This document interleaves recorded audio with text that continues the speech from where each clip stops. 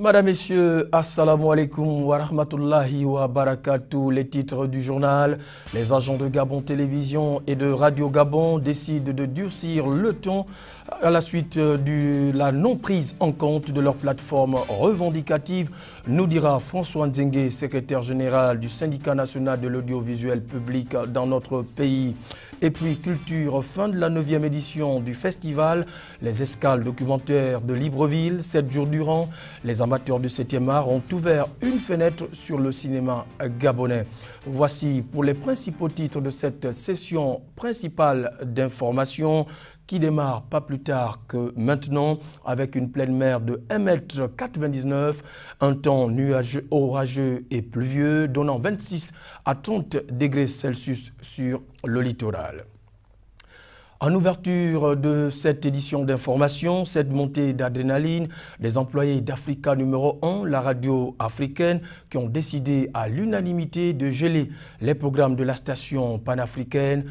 À l'origine, le non-paiement de 3 mois d'arrêt de salaire, mais également leurs conditions de travail. C'est un compte rendu de Vanessa Fatim Machitanda de notre rédaction.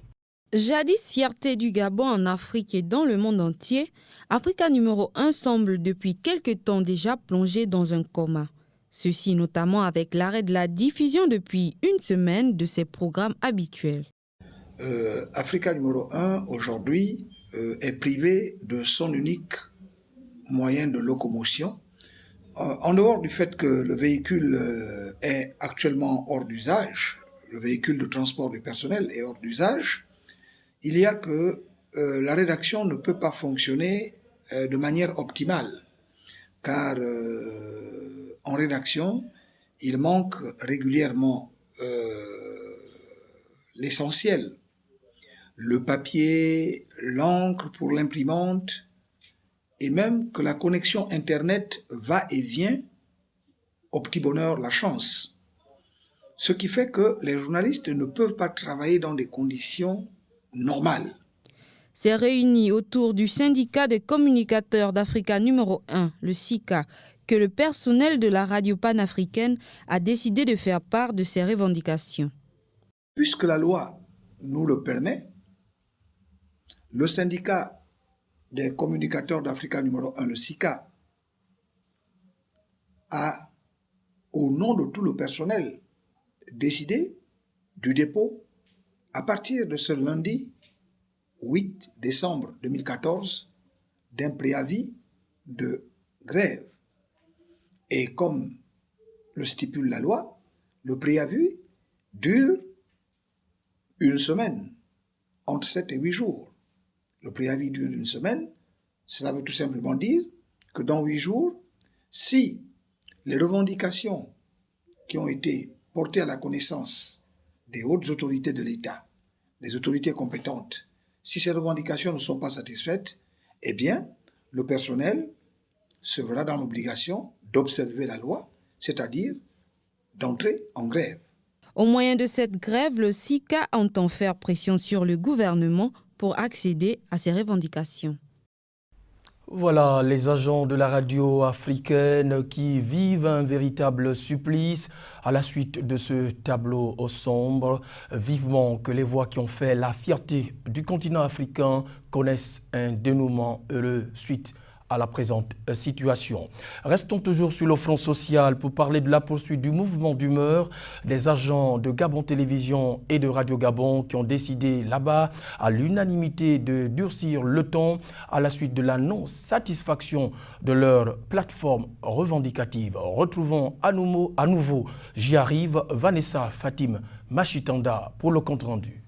2 semaines déjà que Gabon Télévision est en arrêt de travail. 2 semaines pour attendre de la tutelle une prompte réaction à ces revendications, disent les agents grévistes. C'est sans doute le plus important mouvement d'humeur que le syndicat national des professionnels de l'audiovisuel, SINAPAP, est observé depuis le début de l'année. Aujourd'hui, nous sommes en négociation avec le patronat, donc le ministère de la Communication et le syndicat, dans le cadre des différentes revendications qui ont été posées et qui ont amené effectivement cette grève à voir le jour. De quoi il s'agit exactement? Il s'agit ici de l'amélioration des conditions de vie conditions de vie et de travail des agents de la RTG chaîne 1 et RTG chaîne 2 ainsi que ceux de la Direction générale de la maintenance.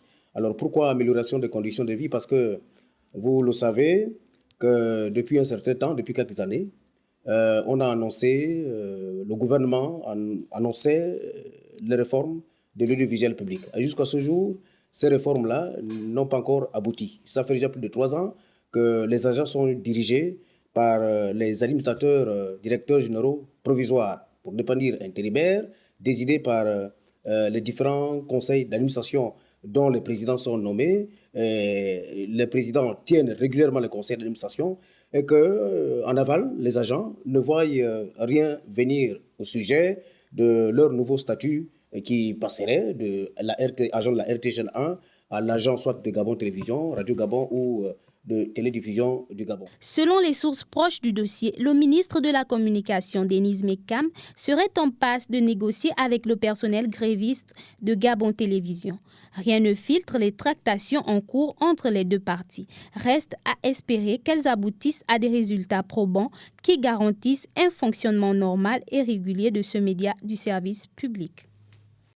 Voilà, vous l'avez certainement rectifié de vous-même. Il s'agissait là de la voix de notre stagiaire Daniel Adriana Nzengue pour ce reportage. Nous quittons à présent la commune de Libreville pour faire escale à Ovendo, plus précisément au marché d'Aoungou, où les commerçantes déguerpies du carrefour Lasni appelaient à rallier cet espace commercial. Décision de l'autorité municipale qui ne semble pas être ici du goût des commerçantes incriminées. Voyons tout cela avec notre reporter Issa Mefan. La situation qui a prévalu suite à la demande faite par la municipalité d'Ovendo pour des raisons d'ordre public enjoignant aux commerçantes occupant le carrefour Sini de partir pour le marché d'Angungu n'a pas fait que des mécontents. Pour preuve, le témoignage de ces commerçantes qui trouvent leur compte dans ce marché aménagé pour la circonstance. On a bien fait de construire le marché d'Angungu. Si les femmes de Carrefour Sini ne viennent pas, ce n'est pas la faute de la mairesse, on vend. On vend là, si on ne vend pas autrement, on a à la maison. Si les femmes de Carrefour Sini viennent là tous les jours, on va avoir les clients, on va bien vendre comme le marché d'Enzayo. Pour cette commerçante, ce n'est pas le marché qui va vers les clients, mais plutôt le client qui se déplace vers ce dernier. Non, ce n'est pas les clients viennent seuls. Quand il s'agit d'acheter les choses, ils viennent seuls. La plupart sont déjà ici. Et tout ce que je les conseille, c'est de venir vendre, c'est tout. Le maire de la commune d'Ovendo, tenu par le souci d'éclairer l'opinion sur les incidents constatés les week-ends écoulés entre les forces de l'ordre et les commerçantes, contestant leur déguerpissement, va préciser les raisons qui ont motivé ces décisions. Nous n'avons pas déguerpi ces femmes-là pour les envoyer dans la nature.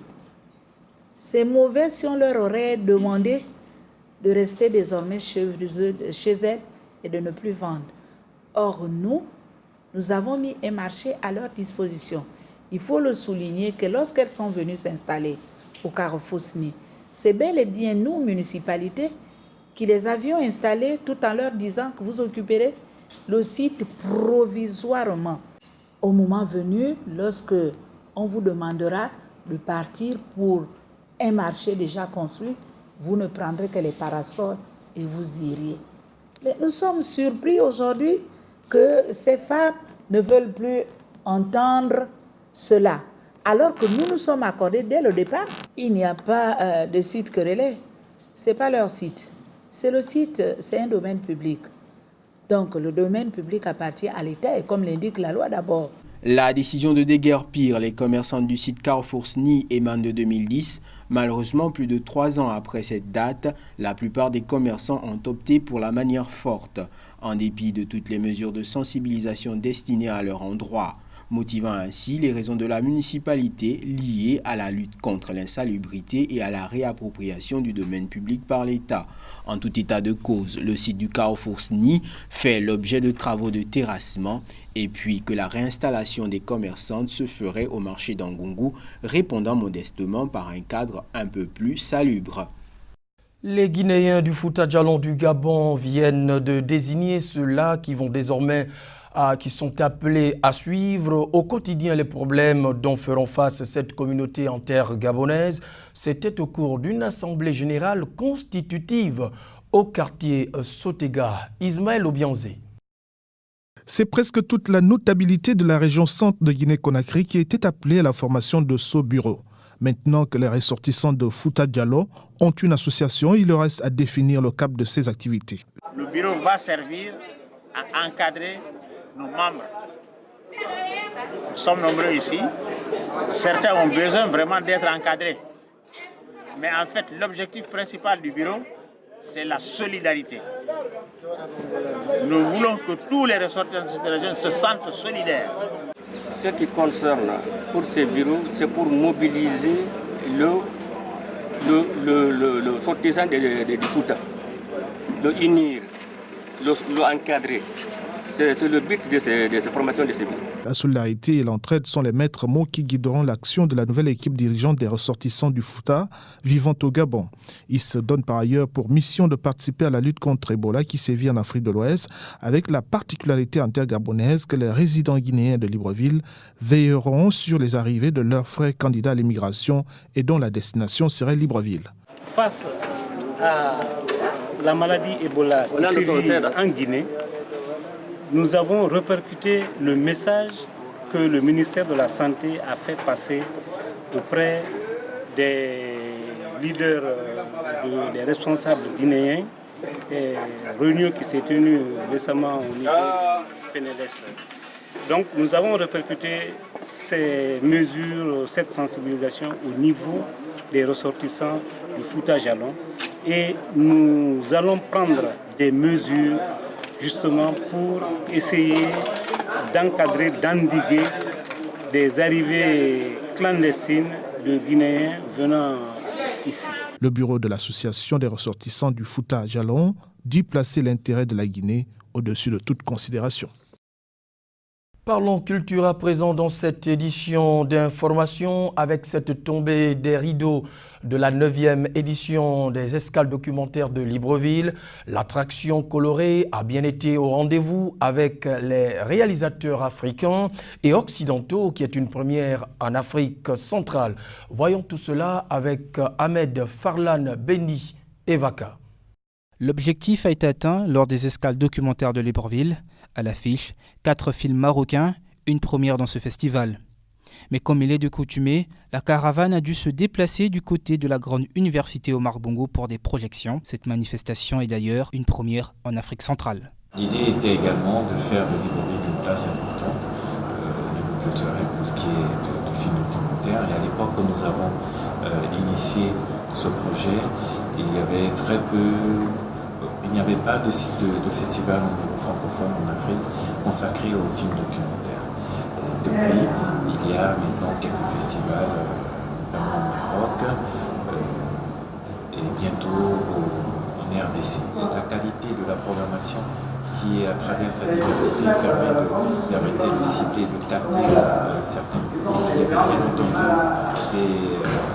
des productions gabonaises, inédites, les 3 qui ont été présentées. Et puis nous avions également ouvert d'autres espaces, notamment pour la première fois à l'endroit du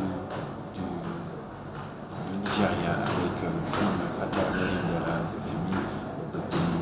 Donc c'était intéressant de découvrir une autre facette du cinéma nigérien qui est, on va dire, estampillé d'Hollywood. L'innovation, c'est aussi la conclusion de partenariats avec l'Institut cinématographique La Rochelle 6 en France. Notons qu'en 2015, une fenêtre de cinéma documentaire gabonais s'ouvrira, cette fois-ci, du côté du Maroc.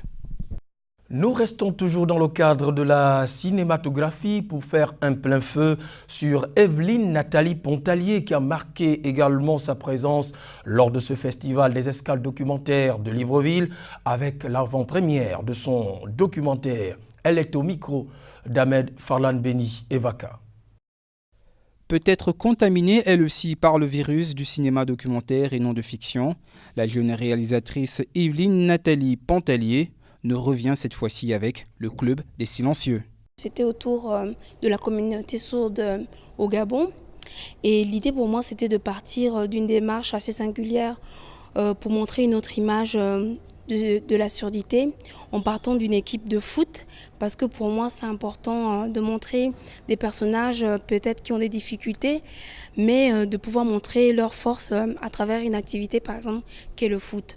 Donc c'était surtout un prétexte le foot, mais surtout l'idée de montrer les personnes sourdes autrement, à travers leur force, leur dynamique, leur capacité d'organisation, peut-être pour interpeller la société en montrant qu'ils peuvent faire des projets.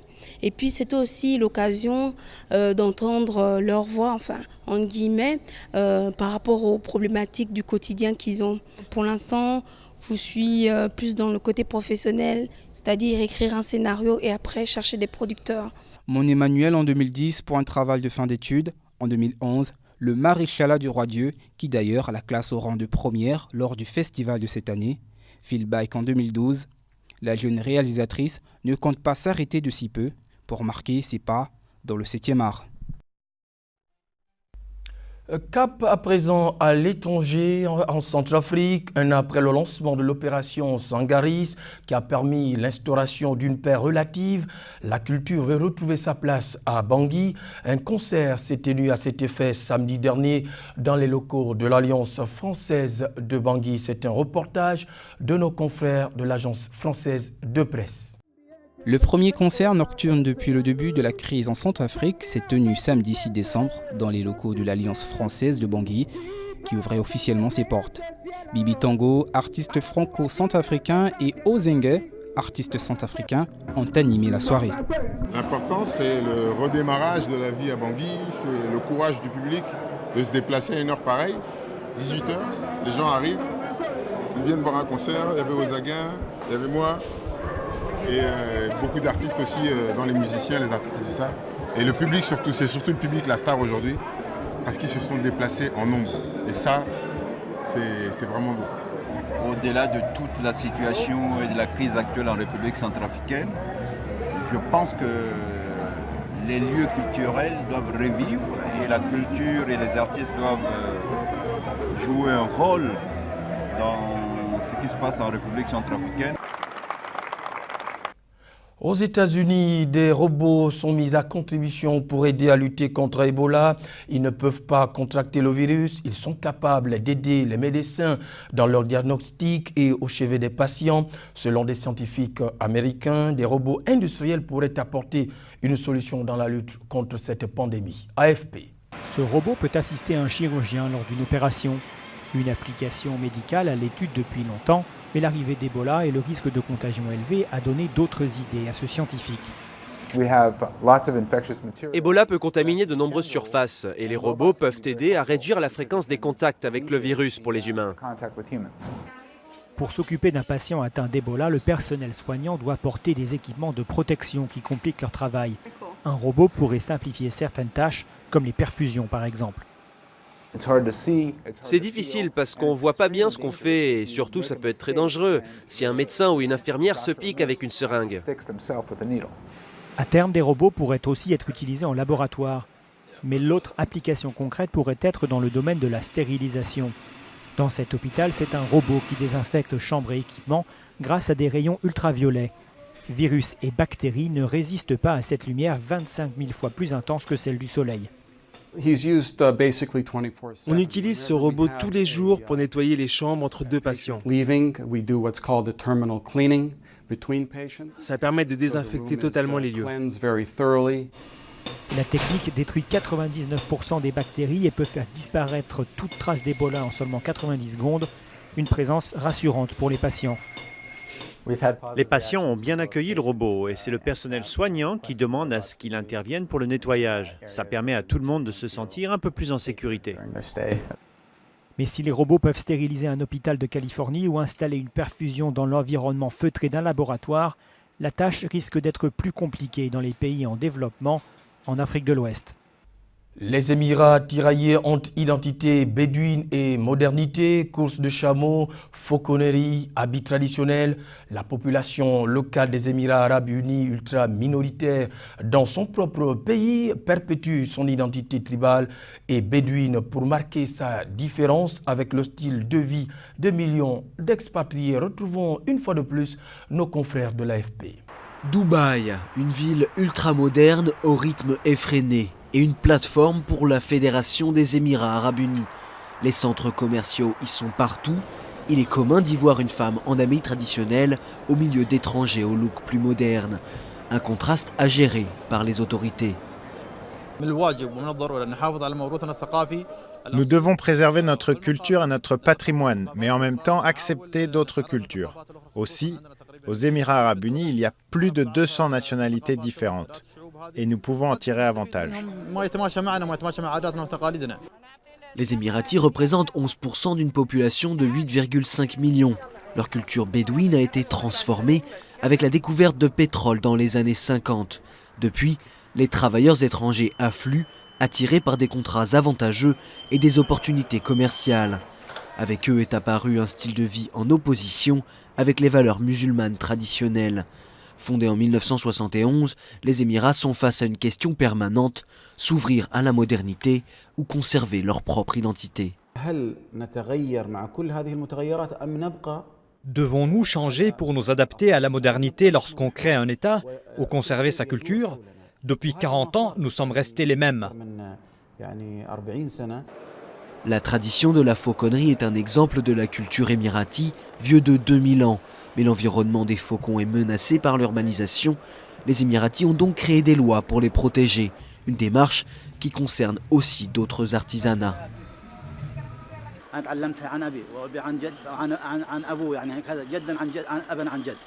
Quand j'avais 6 ans, j'ai appris cet artisanat de mon père, qui l'avait aussi appris de son propre père. Nous n'apprenions que des artisanats en lien avec la mer, en lien avec notre style de vie.